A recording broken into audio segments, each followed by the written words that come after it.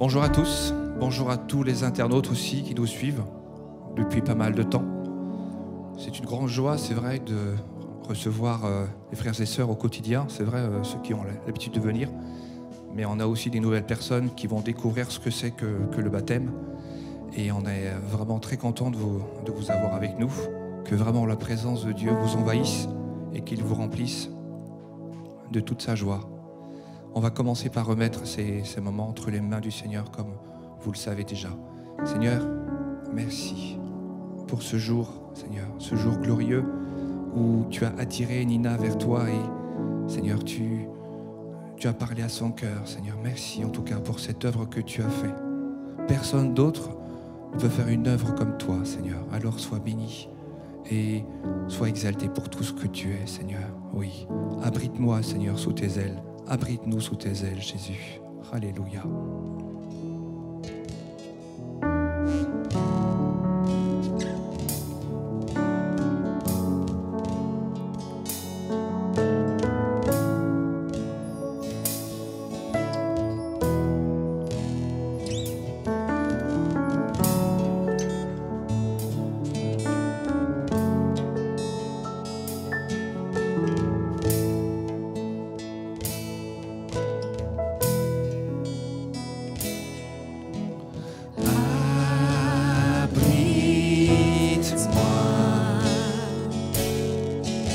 Sous tes ailes, couvre-moi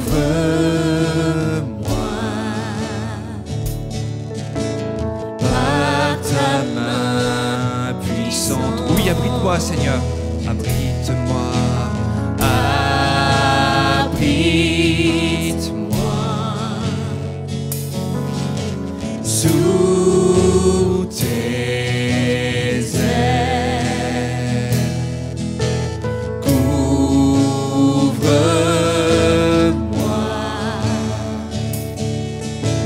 par ta main puissante. Même si les océans se déchaînent, je les traverserai avec toi. Père, tu domines les tempêtes. Je suis tranquille car tu es là. Même si les océans se déchaînent, je les traverserai avec toi. Père, tu domines les tempêtes. Je suis tranquille car tu es là.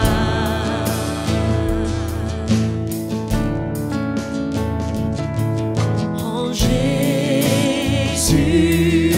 seul, je me confie. Il me donne force qu'elle est puissante. Même si les océans se déchaînent, je les traverserai avec toi. Père, tu domines les tempêtes. Je suis tranquille car tu es là. Même si les océans se déchaînent, je les traverserai avec toi. Père, tu domines les tempêtes. Je suis tranquille car tu es là. Je suis tranquille. Je suis tranquille car tu es là. Je ne crains rien. Je ne crains rien car tu es là. Je persévère car tu es là. Je n'ai pas peur Je n'ai pas peur, car tu es là. Je ne crains rien. Je ne crains rien, car tu es là. Je persévère. Je persévère, car tu es là. Je n'ai pas peur. Je n'ai pas peur, car tu es là. Même si les océans se déchaînent, je les traverserai avec toi. Père, tu domines les tempêtes. Je suis tranquille, car tu es là. Je suis tranquille, car tu es là.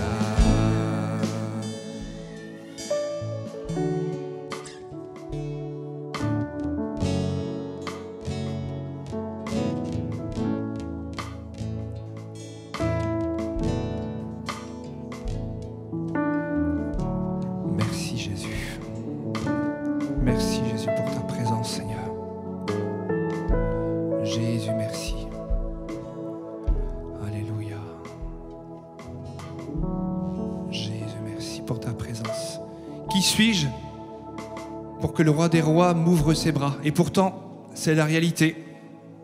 Dieu nous a ouvert ses bras et il veut encore le faire, encore aujourd'hui, pour nombre d'entre vous qui n'ont pas encore accepté son nom.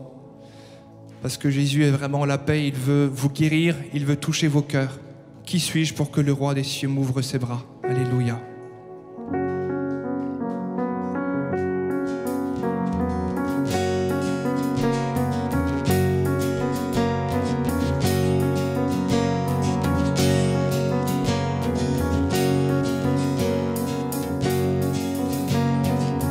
Qui suis-je pour que le roi des cieux m'ouvre ses bras? Perdu mais trouvé par sa grâce, son amour pour moi, son amour pour moi. Il m'a libéré, ma dette est payée. Je suis enfant de Dieu, je suis à lui. Il m'a racheté à la croix grâce à son âme. J'ai été esclave du péché, mais il m'a sauvé. Jésus m'a sauvé, il m'a libéré. Ma dette est payée, je suis enfant de Dieu, je suis à lui. Et dans sa maison, j'ai trouvé ma place. Je suis enfant de Dieu, je suis à lui. Je suis choisi et affranchi. En toi je sais qui je suis. Tu es pour moi, pas contre moi. En toi je sais qui je suis. Je suis choisi. Je suis choisi et affranchi. En toi je sais qui je suis. Tu es pour moi, pas contre moi. En toi je sais qui je suis. Je suis choisi. Je suis choisi et affranchi. En toi je sais qui je suis. Tu es pour moi, pas contre moi. En toi je sais qui je suis. Oh, en toi je sais qui je suis. Il m'a libéré, ma dette est payée. Je suis enfant de Dieu, je suis à lui. Dans sa maison, et dans sa maison, j'ai trouvé ma place. Je suis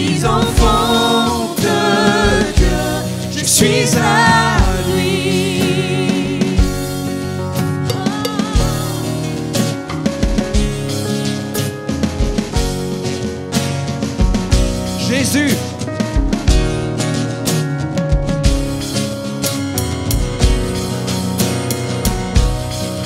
Je suis choisi et affranchi. En toi je sais qui je suis. Tu es pour moi, pas contre moi.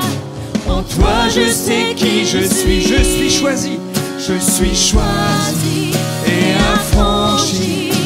En toi je sais qui je suis. Tu es pour moi, pas contre moi. En toi je sais qui je suis. Oh, en toi je sais qui je suis. En toi je sais qui je suis. En toi je sais qui je suis. Il m'a libéré, ma dette est payée. Je suis enfant de Dieu. Je suis à lui dans sa maison.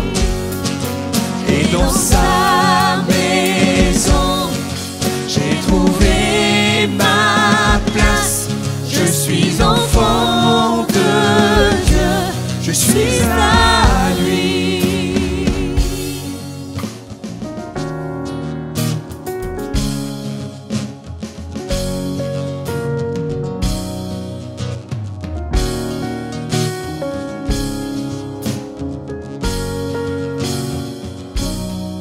Je suis choisi et affranchi. En toi je sais qui je suis. Tu es pour moi, pas contre moi. En toi je sais qui je suis. Je suis choisi et affranchi. En toi je sais qui je suis. Tu es pour moi, pas contre moi. En toi je sais qui je suis. Je suis choisi et affranchi. En toi je sais qui je suis. Tu es pour moi, pas contre moi. En toi je sais qui je suis. Oh, en toi je sais qui je suis. Oh, en toi je sais qui je suis. Il m'a libéré, ma dette est payée. Je suis enfant de Dieu. Je suis à lui.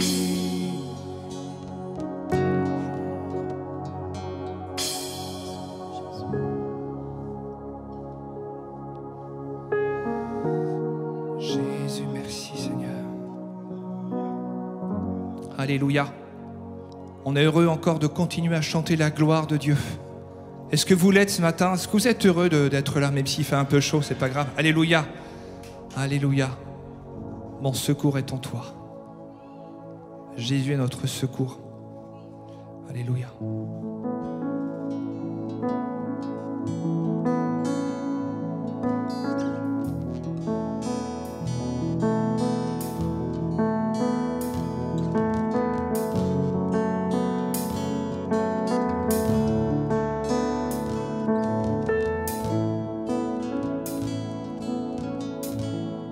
Si la lune me glace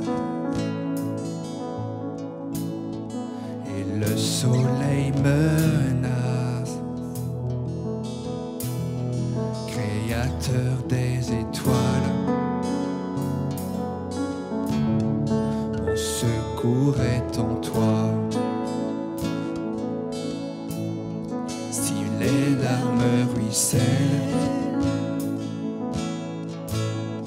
et que mon pas chancelle, Créateur de la terre, mon secours est en toi.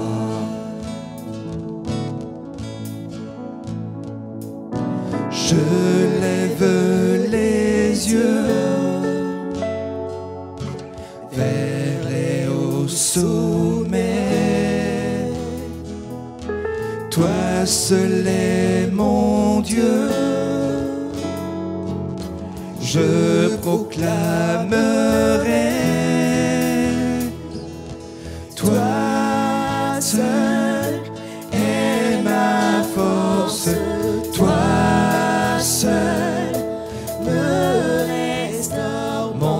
secours est en toi.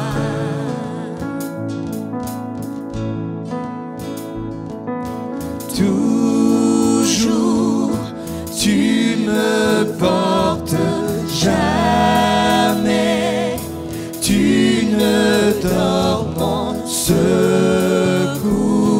est en toi.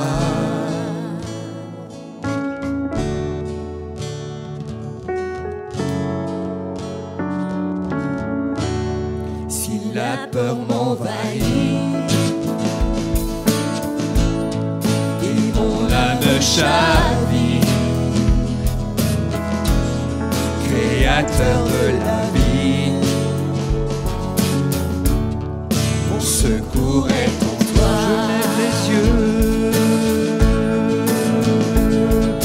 Je lève les yeux vers les hauts sommets. Toi seul est mon Dieu. Je proclamerai, toi seul est ma force, toi seul me restaure, mon secours est en toi.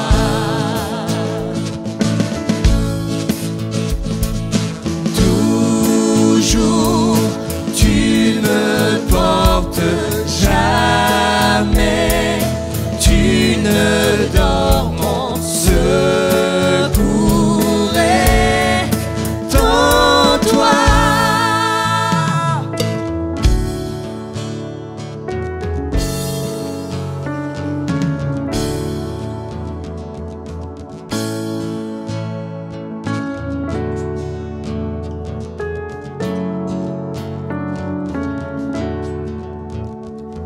Ta victoire, mon espoir, ton chemin, mon destin, ton salut, mon refuge, tout est en toi. Ta victoire, mon espoir, ton chemin, mon destin, ton salut, mon refuge, tout est en toi.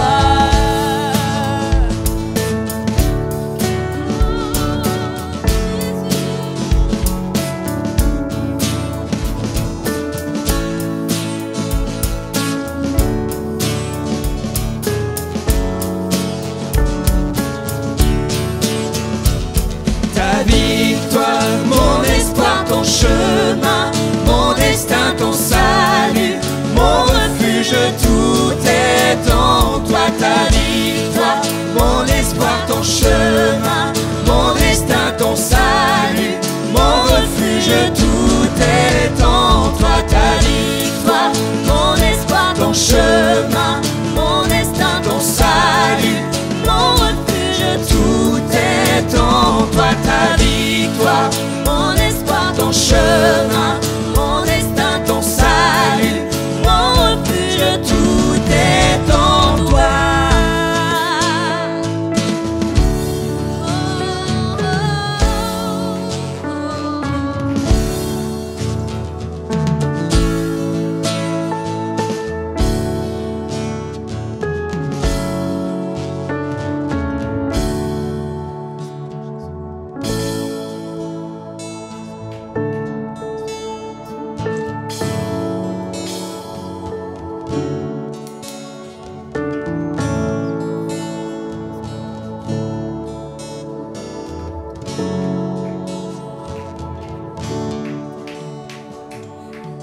Jésus, merci. Jésus, Seigneur, tu es le bienvenu, Seigneur, ici dans ce lieu. Merci, merci pour ta grâce, Jésus. Les frères qui ont été désignés pour distribuer la Sainte Seine peuvent s'approcher et on va partager ensemble le pain et le vin. Comme le disent les Écritures, on va partager ensemble le pain et le vin. Alléluia. Jésus. On va lire ce texte ensemble qui se trouve dans la Bible. Ce texte se trouve dans l'évangile de Luc, dans Jean plutôt, Jean 3,16. Qui connaît pas Jean 3,16? Donc on va le redire, Jean chapitre 3 à partir du verset 16. Car Dieu a tant aimé le monde qu'il a donné son Fils unique, afin que quiconque croit en lui ne périsse pas, mais qu'il ait la vie éternelle. Dieu en effet n'a pas envoyé son Fils dans le monde pour juger le monde, mais pour que le monde soit sauvé par lui. Celui ou celle qui croit en lui n'est pas jugé, mais celui ou celle qui ne croit pas est déjà jugé, parce qu'il n'a pas cru au nom du Fils unique de Dieu. Ô Jésus, mon Sauveur, Seigneur, nul n'est comme toi. Jour après jour, je te louerai, car ton amour est merveilleux.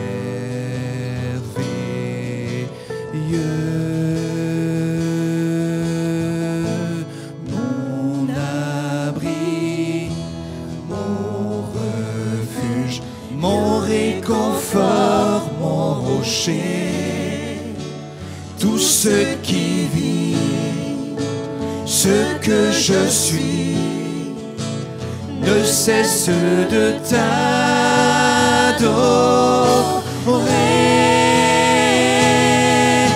Chante au Seigneur, crie de joie, terre entière. À Dieu la gloire, la puissance et l'honneur.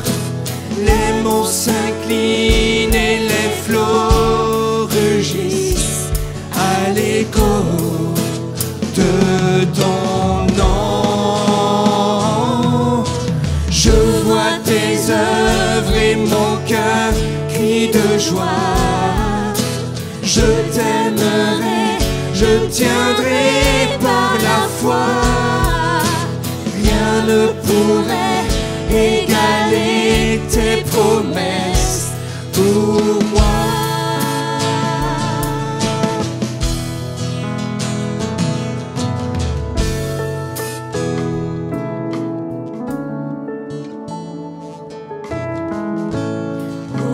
Jésus, mon Sauveur, Seigneur, nul n'est comme toi.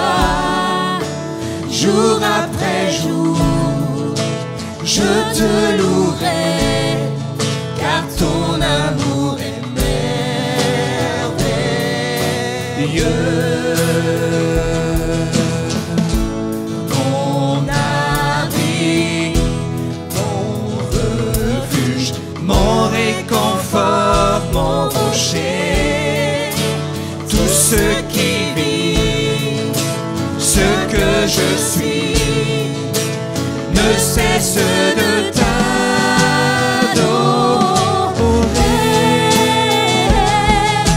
Chante au Seigneur, crie de joie, terre entière.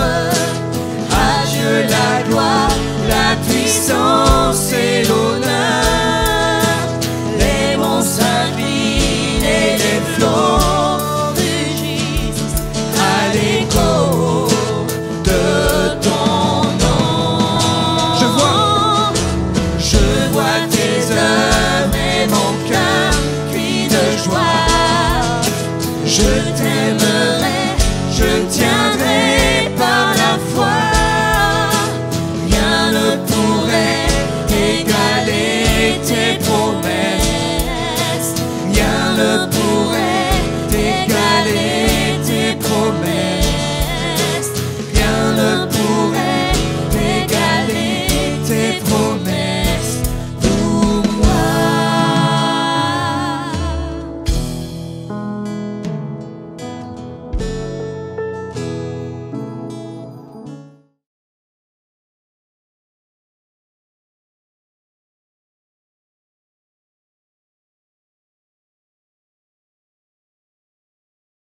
Bonjour à tous, je suis content d'être avec vous. Le Seigneur est là, amen. Alléluia, c'était bon d'entendre le témoignage de Nina. Merci encore au Seigneur. Merci à Nina pour ce beau témoignage. C'était bien exposé. Et je me suis beaucoup retrouvé dans son témoignage. Moi, j'avais 17 ans quand j'ai rencontré le Seigneur. Nous étions musulmans à l'époque. Et quand j'ai entendu, on a commencé à entendre parler de conversion, moi j'ai commencé à avoir peur. J'ai dit, mais moi je quitte pas l'islam pour aller dans une autre religion. Et on m'a offert une Bible. C'est pas celle-là. L'autre, elle est dans un piteux état maintenant. Et oui, ça fait 30 ans, ça remonte. Et j'ai pris la Bible, je l'ai dévorée. Je l'ai lu plusieurs heures par jour parce que je voulais être sûr de là où je mettais les pieds. Mais en même temps, je savais que c'était bon parce que les miracles qu'on avait vécus, je savais que un homme ne pouvait pas nous convaincre. Pas moi seulement, mais ma famille. On est deux familles musulmanes à venir à Jésus. Et ça, pour un musulman de venir à Jésus, c'est soit vous avez perdu la tête et vous avez envie de finir à la broche, ou vraiment il s'est passé quelque chose dans votre vie, quoi. Donc, pour nous, c'était vraiment la deuxième. Il s'était vraiment passé quelque chose dans notre vie. Et c'est pas comment dire, c'est pas une histoire de religion, c'est pas une histoire de blabla ou de rituel. Non, c'était les mêmes choses que Nina évoquait. Voilà, de venir dans une salle, de voir des gens qui sont vraiment différents de ce qu'on a pu connaître, des gens qui louent Dieu, qui parlent à Dieu comme s'ils le connaissaient. Et puis cet amour, moi c'était ça qui m'avait vraiment frappé, l'amour qu'on sentait parmi les croyants. C'était tellement puissant qu'on a même cru qu'ils étaient fous. On s'est dit, mais ces gens, ils sont dingues. C'est pas normal d'être comme ça, au lieu de nous chasser, parce que nous, on riait, on se moquait d'eux. On était musulmans, vous imaginez, on arrive dans une église, on commençait à revoir tous les films, vous voyez, on faisait des comiques, quoi. Mais en même temps, l'Esprit du Seigneur est en train de travailler dans nos cœurs, et puis nous a confondus. Et ce qui a fait que nous sommes arrivés dans l'église, c'est parce que ma tante était possédée pendant 18 ans et que devant le miracle, parce que c'est vraiment un miracle, je peux vous dire, hein, moi j'ai vu ces choses enfant, où les démons la malmenaient dans tous les sens, la faisaient sauter en l'air, la battaient, la frappaient, l'étranglaient. 18 ans après, c'est ce qui nous a donné la force d'aller à l'église par respect pour le chrétien qui avait prié, qui avait chassé les démons. Et puis ensuite, malgré tout ce qu'on a pu rire, eh bien, l'Esprit de Dieu est venu nous toucher. Et quand le pasteur, je me souviens, c'est comme si c'était hier, a commencé à ouvrir la Bible et à prêcher, j'avais l'impression d'être maintenant, mais d'être 2000 ans avant, à l'époque de Jésus, tellement que c'était puissant. Parce que ce qu'il racontait, c'est ce qu'on avait vécu avec ma tante, avec mon petit frère qui avait été aussi guéri miraculeusement, était malade à vie, et il a été vraiment, vraiment guéri et restauré. Donc, c'est bon de se retrouver dans la famille de Dieu et de savoir que nous venons tous d'horizons différents. Certains viennent de l'islam, d'autres du catholicisme, d'autres de l'athéisme, d'autres de toutes sortes de sectes. Et ce qui nous réunit, en fait, l'élément commun, c'est Jésus. Amen. Jésus dont on va parler ce matin. J'avais à cœur ce thème ce matin. Ça touche toujours au royaume de Dieu qu'on avait commencé il y a quelques mois, même l'année dernière. Et on va parcourir rapidement quelques petites choses. Je ne l'ai pas fait au premier, mais je vais le faire au deuxième aussi. Je ne vous connais pas tous, mais je sais que c'est important. Et puis le témoignage de Nina me l'a confirmé. On prendra 5 minutes à la fin pour faire un petit appel. Pasteur Gérard se tient prêt pour ceux qui ont besoin de la prière. Si vous êtes malade ou si Dieu vous touche, Dieu vous appelle. Vous n'êtes pas là pour être convaincu par nous, c'est l'Esprit de Dieu qui doit vous convaincre et vous toucher. Et l'engagement que vous ne le faites pas auprès d'une organisation, d'un homme, mais auprès de Dieu. Alléluia. Alors on peut avancer. 2 petites déclarations. La Bible n'est pas un livre religieux. Eh oui, peut-être je vous choque, mais ce livre est tout sauf un livre religieux. Pour vous les croyants, c'est important de garder ça à l'esprit pour votre mentalité et pour votre propre vie et pour votre manière de témoigner aux amis. Vous savez que les amis en ont ras-le-bol d'entendre parler de Dieu, de religion, et je les comprends, moi le premier. Par contre, si vous présentez la Bible telle qu'elle est véritablement, ça va changer toutes... Les perspectives ne seront pas les mêmes du tout.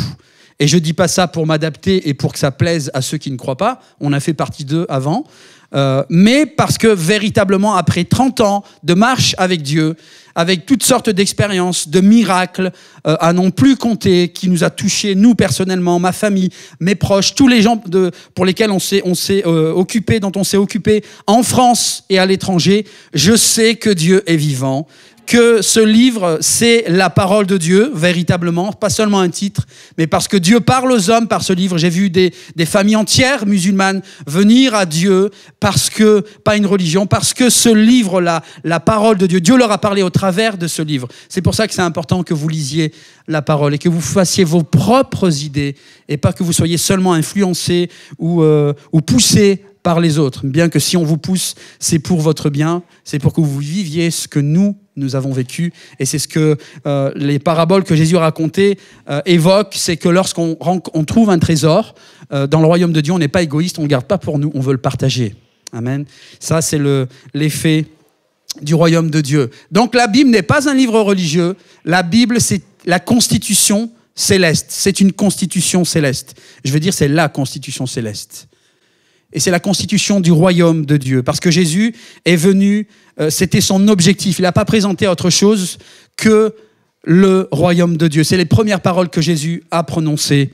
Amen. Vous êtes là avec moi? Soyez bien attentifs, ouvrez bien vos oreilles et on avance. On peut continuer?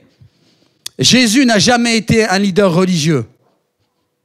Désolé pour les nostalgiques. Ou encore le fondateur du christianisme. Ça, c'est notre lecture de l'évangile, notre lecture de qui pourrait être Jésus, influencé aussi par les gens qui ne connaissent pas Dieu, qui ont une lecture un peu philosophique de qui est Jésus. Non, Jésus, c'est pas un personnage historique. dont l'histoire en parle. Notre calendrier était basé, peut-être plus pour longtemps, mais était basé sur l'an 0, donc la naissance de ce Jésus-là.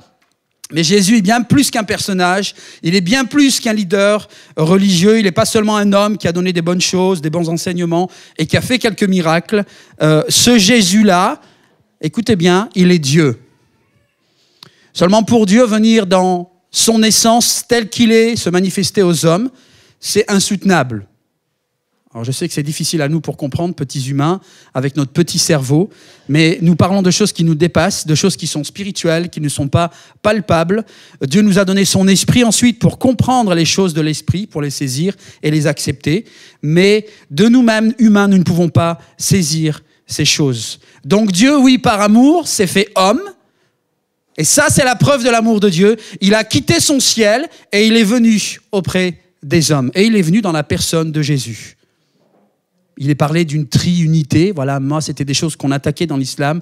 Vous dites que Dieu est trois, vous êtes des idolâtres parce que vous adorez trois dieux. Et puis, en lisant la Bible, j'ai compris, je suis devenu intelligent, j'ai compris qu'en fait, c'est parce que ni les chrétiens, ni la Bible, elle dit. En fait, c'est puissant ce que Dieu dit, il y a du mystère qui met du doute, mais en même temps, l'esprit en nous vous pousse et vous atteste en vous que c'est la vérité. Et ensuite, c'est un travail de l'esprit en nous qui fait que parce qu'on sait que c'est la vérité, on va l'accepter. Et parce qu'on l'accepte, l'esprit nous rend capable de comprendre et même de pouvoir l'expliquer. Ça va? Amen. Vous veillez sur vos voisins, s'ils s'endorment, parce qu'avec la chaleur, là, c'est parfois terrible. Donc Jésus, non, Jésus est bien plus qu'un fondateur. D'ailleurs, christianisme, j'aime pas trop l'utiliser parce qu'il y a tout et rien derrière ça. Et Jésus, non, moi je dirais même que je ne suis pas chrétien. Moi, je suis un disciple de Jésus. Voilà, ça c'est ce que les démons m'ont dit. Lorsqu'ils m'ont vu, ils ont dit encore un disciple de Jésus, ils n'ont pas dit encore un chrétien. Et c'est ça que les démons n'aiment pas, parce que les démons existent. Et si les démons existent, c'est que le diable existe. Et sans rentrer dans des délires, pas complotistes, mais des délires un peu mystiques, on est véritablement dans un monde où il y a les forces du mal, les forces du bien, où il y a un Dieu, il y a le diable. Peut-être pas avec l'image qu'on s'est faite ou que les religions, les traditions nous ont décrites, mais ça existe.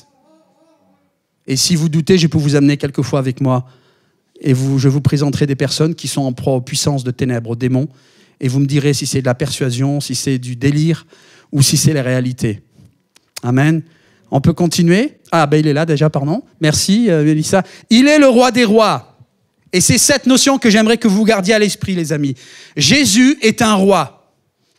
Et non seulement il est un roi, mais il est le roi des rois, the King of Kings. Il est au-dessus de tous les rois. Et quand on parle de roi, on parle des rois terrestres, mais aussi d'un autre roi. J'allais dire du même rang parce que, non pas du même rang, de la même hauteur, mais du même rang parce qu'il est de la même catégorie. Un roi qui est spirituel, qu'on appelle Satan, le diable, et pour lequel, eh bien, il y a si on pourrait appeler ça, oui, des églises sataniques, faut que vous le sachiez. Vous savez certainement, Satan a ses adorateurs, parce que Satan est aussi un dieu qui ment sur le vrai Dieu de la parole, le vrai Dieu de la Bible, le vrai Dieu de Jésus, qui combat même le peuple de Dieu. J'en ai connu, moi j'ai connu des sorciers, des sorcières, donc c'est pas la sorcière bien-aimée ou Harry Potter, c'est la réalité dont on vous parle. Et c'est pas seulement en Afrique, ou à Haïti, c'est ici. Souvent c'est plus sournois ici, parce que c'est bien caché. Mais vous avez plein d'hommes, de femmes, et qui n'ont même pas honte de le dire, parfois même des personnages du gouvernement, qui disent qu'ils sont sorciers ou sorcières. Et moi, je vais avoir honte de dire que je suis un disciple de Jésus. Ah non, nous sommes disciples de Jésus. Amen. Il y en a d'autres. Amen, ça va. Donc Jésus est le roi des rois, si on peut revenir, qui est venu, écoutez bien, ramener à la restauration physique, spirituelle, morale, émotionnelle et tout ce que vous voulez. Pourquoi ? Parce que Dieu est le créateur des hommes et des femmes. On ne va pas discuter les opinions des uns des autres, mais on a fait partie de ceux qui étaient incrédules et qui pensaient qu'on descendait du singe, qu'on montait du poisson. Mais ça, c'est votre affaire. Moi, je viens de la terre, mais je ne viens pas du singe, ni du poisson. Non, je ne viens pas du poisson non plus. Ésaïe 9,5, lisons ce que ce prophète qui a vécu un peu plus de 700 ans avant la venue de Jésus, ce que ce prophète annonce. C'est quelque chose de splendide pour que vous compreniez que Dieu n'est pas pris au dépourvu et que la Bible, la vie en Dieu, c'est un plan, c'est un programme, parce que Dieu savait ce qui allait advenir en Éden avec Adam et Ève. Souvent les gens posent la question, ah oui, mais pourquoi alors, si Dieu a créé les hommes, pourquoi il y a eu la chute en jardin d'Éden, pourquoi ci, pourquoi ça? Mais vous avez toutes les réponses dans la Bible. J'ai eu les questions avant vous et je suis allé les chercher. J'ai même étudié le grec et l'hébreu pour être sûr qu'on m'entourloupe pas et qu'on dise vraiment la vérité. Donc ces choses sont vérifiées. Vous pouvez vous renseigner maintenant en plus sur Internet. Lisons ce que le prophète annonce. Car un enfant est né. Donc c'est une prophétie pour nous. Un enfant est né pour nous. Un fils nous est donné. Il exercera l'autorité royale. C'est quelque chose de spécial. Il sera appelé merveilleux, conseiller, Dieu fort, Père à jamais et prince de la paix. Peut-être pour les amis musulmans qui regardent, eh bien, écoutez, allez lire ces choses. Ésaïe 9, 5, c'est dans la parole de Dieu. C'est Dieu qui déclare ces choses, c'est son prophète. On peut avancer ? Il étendra, donc, ce fils, sa souveraineté. Alléluia. Souveraineté, ça nous parle d'un souverain, d'un roi, de quelqu'un qui régit une nation, qui régit une nation, un pays. Il étendra sa souveraineté et il instaurera la paix qui durera toujours au trône de David et à tout son royaume. 700 ans avant la venue de Jésus, ces choses sont annoncées. Vous êtes avec moi ? On continue. Sa royauté sera solidement fondée sur le droit et sur la justice. C'était sa manière de rétablir le royaume de Dieu sur la terre. Dès à présent et pour l'éternité, voilà ce que fera le Seigneur des armées célestes. Le Seigneur des armées célestes, je ne sais pas si vous essayez de réaliser là, c'est quelque chose de grandiose et de puissant, ça n'a rien à voir avec la religion, c'est des choses grandioses et magnifiques. Voilà ce que fera le Seigneur des armées célestes dans son ardent amour. Oui, parce que ce qui motive Dieu, c'est l'amour. Même si les gens pensent que Dieu se fiche des hommes, non, loin de là. Et vous allez comprendre pourquoi, on va le lire ensemble. Matthieu, donc là, on avance, on est 700 ans donc après, à l'époque de Jésus. Et là, lisons ce qui est écrit. En ce temps-là, parut Jean-Baptiste, donc qui était le cousin de Jésus, quelques mois peut-être de différence, et qui donc a vécu à la même époque. Ce Jean-Baptiste, il se mit à prêcher dans le désert de Judée. Il disait, changez, car le royaume des cieux est proche. Les Juifs de l'époque étaient conscients à cette notion, le royaume des cieux. Les Juifs, les Israélites, avaient eu Dieu comme roi au-dessus d'eux, et ils avaient rejeté Dieu, ils avaient demandé un homme comme roi, comme les autres nations. Donc les Juifs étaient vraiment sensibles à cette notion de royaume. Et là, Jean le Baptiste annonce, avertit et invite les gens à changer. Dans certaines versions, c'est « convertissez-vous ». Mais pas dans le sens où nous, on le pense. Convertissez-vous, pour nous, c'est changer de religion. Ça n'a rien à voir. Convertissez-vous, c'est changer de vie. Changer de mentalité. Laissez-vous changer, laissez-vous transformer et aussi décider de commencer à changer. C'est ce que Nina nous disait. Elle volait, elle a plus volé, elle parlait violemment, elle parlait plus violemment. Elle a commencé à corriger certaines choses parce qu'elle sentait que ce n'était pas en accord avec ce qu'elle voulait et puis avec ce que Dieu attendait. Et c'est comme ça que l'œuvre de Dieu se fait en nous, les amis. Lorsque nous, on commence, et c'est ça qui est bon parce que ça n'a rien à voir avec les religions. Les religions vous mettent la pression, insistent, parfois vous menacent, parfois vous êtes même menacé de mort. Mais la différence avec l'Évangile, la Bible, la parole de Dieu, c'est que c'est quelque chose qui s'invite à vous. Et rien ne se fera s'il n'y a pas votre consentement et votre volonté qui est manifestée d'une manière ou d'une autre. Dieu n'ira jamais contre vous. Il attendra toujours qu'il y ait une part de vous, un désir, une intention. Et lorsque l'intention est là, même si parfois elle est violente, moi j'ai connu des hommes qui étaient des bandits, qui ont insulté Dieu, qui ont blasphémé contre Dieu, qui ont défié Dieu parce qu'ils en avaient marre. Ils voulaient que si vraiment il y avait un Dieu, ils avaient entendu parler par des amis chrétiens, alors qu'il se révèle, qu'il se manifeste. Bien, Dieu l'a fait. Dieu l'a fait. On a le droit d'être en colère contre Dieu. Ça va? Je ne vous choque pas?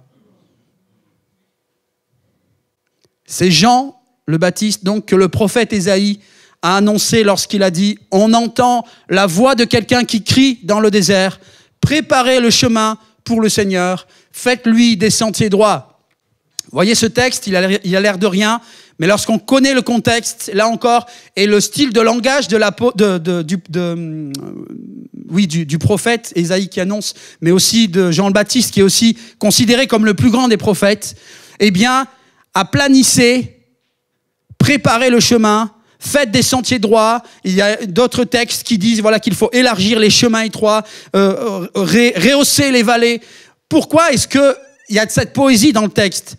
Parce que dans l'époque, la coutume, c'était que lorsqu'un roi arrivait dans une ville, eh bien, on devait préparer sa venue. Le chemin devait être préparé. Et il n'était pas question de recevoir le roi et son cortège, et tout son cortège, dans des chemins caillouteux, abîmés, dans des trous, dans des chemins trop étroits. Non, il fallait que tout soit rendu beau, que le paysage soit agréable et que l'accès soit rendu le plus facile en respect et en honneur au roi qui devait venir. Vous comprenez?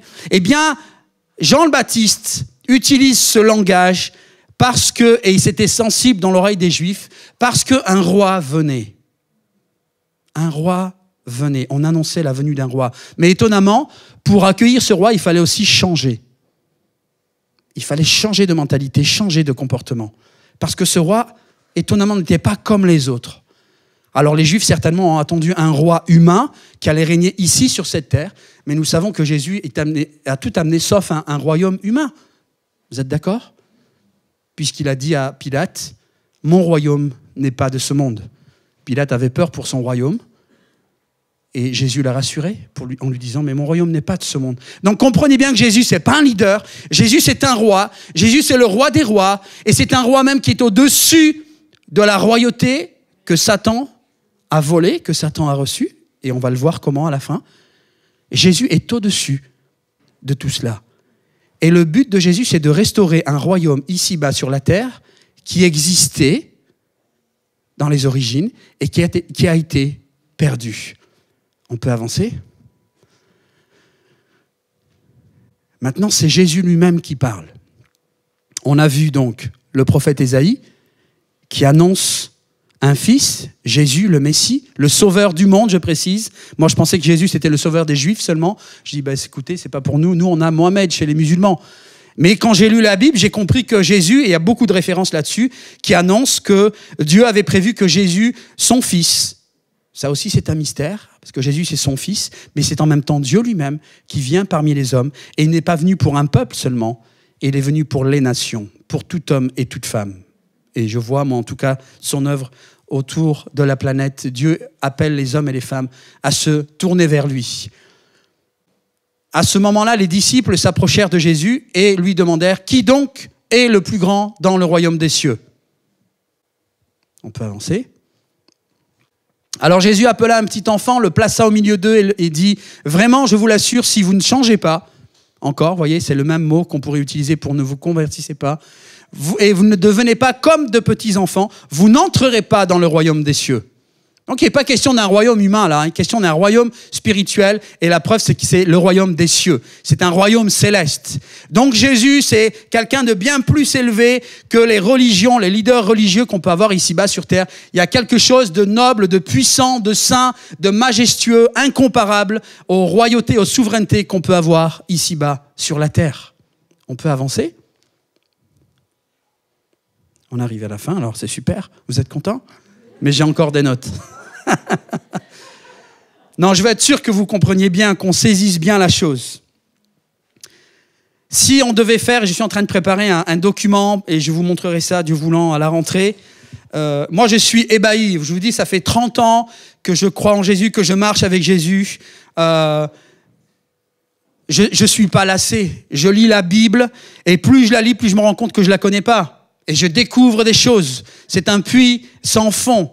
Et puis, vous savez, ces choses-là, elles viennent naturellement. C'est pas quelque chose qu'on va créer où on se dit, voilà, faut s'astreindre, faut lire la Bible, il faut prier. Non, tout ce qu'on fait, on le fait parce qu'on est poussé à le faire. C'est comme ce que Nina disait. Il y a des choses qu'elle a arrêtées, mais parce que c'était naturel. C'est pas une contrainte. Et c'est ça la vie avec Dieu. C'est ce qui fait la différence entre les religions et la vraie vie que Dieu a prévue pour les hommes. Alors, un petit panorama rapide. Regardez-moi parce qu'il n'y a pas de support visuel.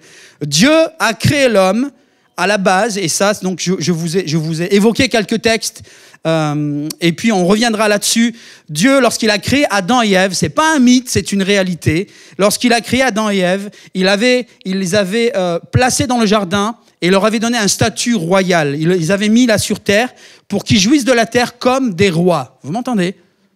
Dans l'hébreu comme dans le grec, lorsque vous analysez le verbe, lorsque les verbes et les mots, et surtout ce mot qui parle de domination, il leur avait donné le pouvoir de dominer sur la création. En fait, dans ce mot « dominer », dans les deux langues, eh bien, il parle de pouvoir royal, d'autorité royale. C'est ce que Dieu avait prévu pour les hommes. Donc la vie que nous avons là, elle est bien loin de ce que Dieu avait prévu. Mais il y a eu des couacs, et nous allons venir, qui sont venus changer les plans, qui n'ont pas pris Dieu au dépourvu. Dieu savait, puisque son plan était déjà tracé d'avance. Mais malgré tout, l'humanité a dû passer par ces étapes. Deuxièmement, Satan ayant perdu sa place auprès de Dieu, vous vous souvenez, hein, il a eu ce sentiment, il a voulu s'élever et se comparer, se faire égal de Dieu. Dieu le chasse et il arrive sur terre. Et là, il s'est dit, bingo, si j'arrive à tromper Adam et Ève, je vais récupérer ce que Dieu leur a donné. On n'est pas conscient de ça parce qu'on n'a pas une bonne lecture de la Bible. Mais quand on comprend que Dieu a donné un pouvoir royal à Adam et Ève, alors on comprend pourquoi Satan fallait qu'il récupère une autorité quelque part. Alors il a poussé Ève à fauter, à emporter Adam avec. Et donc ce qui était facile, c'était ensuite de récupérer cette royauté qui leur avait été donnée par Dieu. La désobéissance, ce qu'on appelle le péché, a entraîné la perte de la souveraineté d'Adam et Ève en Éden. Ça remonte à cette époque-là où l'humanité a perdu ce pouvoir royal et Satan, le diable, est devenu le prince de ce monde. Il est devenu le roi de ce monde. Et c'était le seul roi spirituel, si on peut dire, au-dessus des autres rois terrestres. Vous êtes avec moi ? Dieu établit ensuite Israël. Israël qui était le peuple élu, mais Israël n'est pas parfait, vous comprenez ? Il fallait un peuple sur la terre que Dieu allait utiliser et au travers duquel il allait se manifester à ce peuple même, mais au travers de lui à d'autres nations. Et Dieu donc a choisi Israël. Et il était son roi. Dieu, l'Éternel, était le roi d'Israël.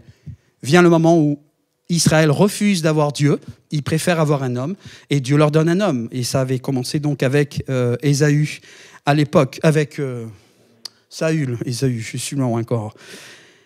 On continue, 4e phase, Dieu se fait homme et descend lui-même sur terre. Pourquoi ? Parce que les hommes ont rejeté Dieu comme roi, mais Dieu veut rétablir son royaume sur la terre. Alors, il met le comble à son amour, et le Fils, dans la Trinité, je sais que pour certains c'est peut-être compliqué à suivre, et Dieu se fait homme. On dit que Jésus est appelé aussi le Verbe, le Verbe, la parole de Dieu, eh bien la parole nous dit que la parole s'est faite chair, elle a pris un corps comme le nôtre et elle est descendue auprès des siens. Et c'est ce qui s'est passé en Jésus. Jésus est l'incarnation même, il est Dieu fait homme.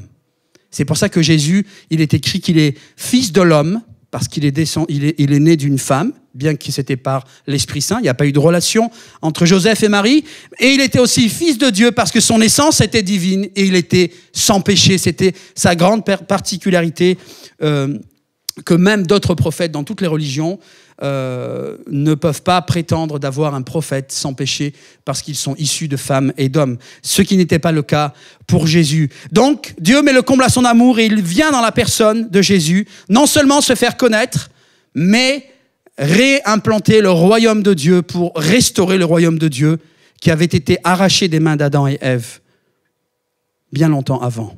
Vous me suivez ?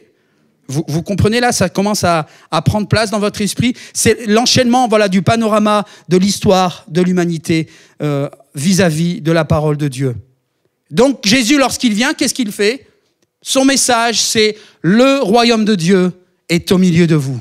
Jean-Baptiste a dit « Le royaume est proche ». Le royaume est proche de vous. Changez de mentalité, convertissez-vous. Et ensuite vient celui dont il était question, Jésus lui-même, le roi, que Jean-Baptiste annonçait. Et lui, donc, Jésus annonce, le royaume de Dieu est au milieu de vous. Il est là. Alors les Juifs ont regardé, mais il est où ? Il n'y a pas de cortège, il n'y a pas de soldats. Il est tout seul, il parle d'un royaume de Dieu. Mais Jésus parlait d'un autre royaume. Et ce royaume, il l'a manifesté en acte et en puissance lorsqu'il a accompli ses miracles. Et lorsqu'il a guéri des malades, qu'il a ressuscité des morts, qu'il a chassé des démons, qu'il a commandé à la tempête de se taire, de se calmer. Il a manifesté des attributs divins qu'aucun homme, aucun prophète dans l'histoire de l'humanité n'avait pu manifester. Et le désir de Jésus, le désir de Dieu, c'est que les hommes sortent des griffes de Satan qui avait installé son royaume sur la terre. Certains pensent que Dieu est méchant, que Dieu a oublié les hommes. Non, le méchant, c'est Satan. Ne nous trompons pas de personnage. C'est Satan le méchant. Parce qu'il ment à l'humanité. Il fait croire que Dieu est le méchant. Que Dieu ne se soucie pas, qu'il est très loin dans le ciel, qu'il ne se soucie pas des hommes. Ce sont des balivernes. Il arrive à tromper même ses adeptes, les satanistes, en leur faisant croire que Dieu est méchant et que lui, c'est le bon maître. Non, ce n'est pas le bon maître. Et c'est pour ça que Jésus vient. Et comme il est écrit dans 1 Jean 3,9, Jésus est paru pour détruire les œuvres du diable. Il est venu pour détruire les œuvres du diable. Alors écoutons ce que dit Satan. Vous vous souvenez les tentations que Jésus a dû subir ? Le diable vint, c'est Luc 4, si vous voulez la référence, Luc 4, verset 5. Le diable entraîna Jésus sur une hauteur, lui montra en un instant tous les royaumes de la terre. Vous vous souvenez ce qu'on disait sur les royaumes ? Satan, oui, a pris le pouvoir, le règne, l'autorité sur tous les royaumes. Et c'est pour ça qu'il est en mesure de les proposer à Jésus. Mais regardez le culot quand même, moi je suis étonné. Et Satan lui dit, je te donnerai la domination universelle, ainsi que les richesses et la gloire de ces royaumes, car tout cela m'a été remis. On n'a pas inventé ces choses, c'est écrit. Tout cela, tous ces royaumes m'ont été remis entre mes mains, et je le donne à qui je veux. Si donc tu te prosternes devant moi, tout cela sera à toi. C'est fou. Jésus lui répondit, il est écrit, tu adoreras le Seigneur ton Dieu, et c'est à lui seul que tu rendras un culte. Satan était prêt à donner les royaumes qu'il avait reçus, on va dire, il avait reçu la gouvernance, et il pensait, je ne sais pas comment il raisonne, mais il pensait que Jésus aurait pu peut-être accepter ça. Mais Jésus connaissait sa puissance, son rôle et la puissance et le but de son royaume et n'en avait que faire des royaumes terrestres. Mais en même temps, Satan a proposé ça à Jésus parce que ça commençait à chauffer, vous comprenez ? Ça commençait à trembler parce qu'il s'est dit, si Jésus là, il vient installer son royaume, je perds le monopole sur la planète et un royaume plus puissant que le mien va venir régner. Et c'est ce qui s'est passé lorsque Jésus a commencé à chasser les démons, à guérir les malades, à ressusciter les morts. Il a manifesté la puissance de Dieu, alléluia. Et Satan était en train de voir sa défaite devant les yeux. Alléluia. Le royaume de Satan voyait sa stabilité en danger. Parce que si Jésus continuait son œuvre, Il en était fini de son royaume. Et chers amis, depuis 2000 ans, ça continue. On n'en parle pas à TF1, à France 2 et ainsi de suite. Hein, on nous parle de Lourdes et de ces trucs, là, les gens qui ont été... Mais est-ce qu'on est sérieux? Est-ce qu'on sait tout ce qui se passe dans le monde?